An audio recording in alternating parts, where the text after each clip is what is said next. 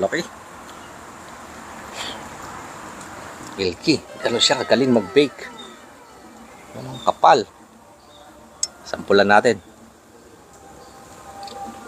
Isang napakagandang kaugalian natin mga Pilipino, mga kanayon. Basta may lupa, pwede pagtamnan, lalagyan ito ng tanim. At isang halintulad ko lang dito, si Mami Will ng Thailand, na isang halimbawa, siya po yung pinasyalan namin dito. Nandito kami sa bahay niya. Kaya makikita nyo yung kanyang paligid. Nasa loob sila ng subdivision, mga kanayon. Pero nakakatuwang isipin, dahil dito sa loob ng kanyang pamamahay, andito na yung mga kailangan niya sa kusina. So, hindi niya na ganong hahanapin sa palengke. Ito, makuha ko ng kalamansi. May tanim siyang kalamansi. Talong, yan, sili. At ito, alam niyo na kung anong dugo niya. Kasi meron siyang saluyot. Yan, napakaganda oh. Ilocano po si Ma'am Will from Isabela. Pero ngayon, nandito siya, nakapangasawa siya sa Thailand. At nabigyan tayo ng pagkakataon, mga kanayon, na pasyalan nga itong kanyang lugar. Napakagandang lugar. Ito pa. Yan siya, tanim na gabi. Ito yung naipadala natin sa kanya noon. At napadami nyo, Laguna. At ito, isa pang kagandahan dito. May pagkain na. Hindi katulad sa bahay na magluluto pa ako, madami pang ikot-ikot. Dito may nakahanda na. At kung makikita nyo, may bungi na agad. Hindi na nakatiis si Mrs. sa kayong mga bata. Nasampulan ko na to kanina. Yun, no? Pero, tingnan nyo. Milky. Gano'n siya kagaling mag-bake.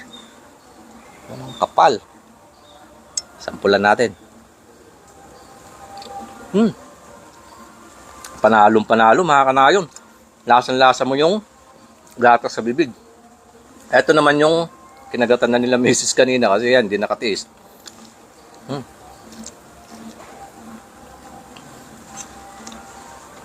Saka, pansit. Basta may Pilipino, may pansit.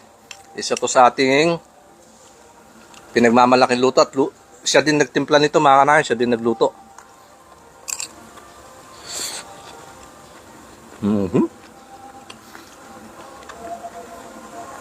Ito ang tunay na pansit. Bakit ka mo? Uy. Makikita mo naman.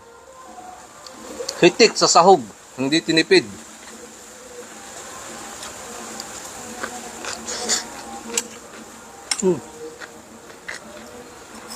Panalo.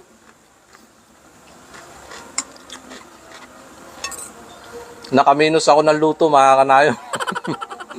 Kasi kakain na lang tayo ngayon.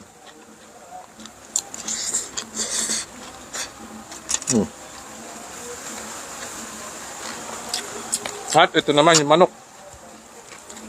Wala na yung pakpak kasi nasampulan ko na kanina eh. Sabaw.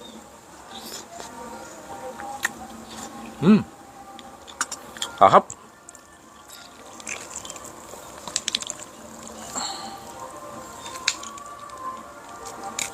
Yun oh. Laki.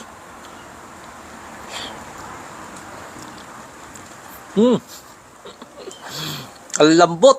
Saka ang juicy. Masarap ng pagkakaluto.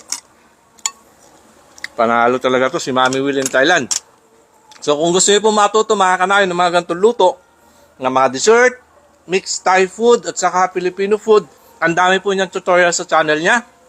Pasyalan niyo po at hindi kayo mabibigo, mga kanayon. At ito part 1 pa lang to. May part 2 pa kami mamaya at magluluto ulit kayo. So abangan niyo po yun, mga kanayon. So yun lang po muna ay babahaging yung ahaw. Kumayon, maantay na po. Sarap. Quality. Hitik na hitik sa sahog.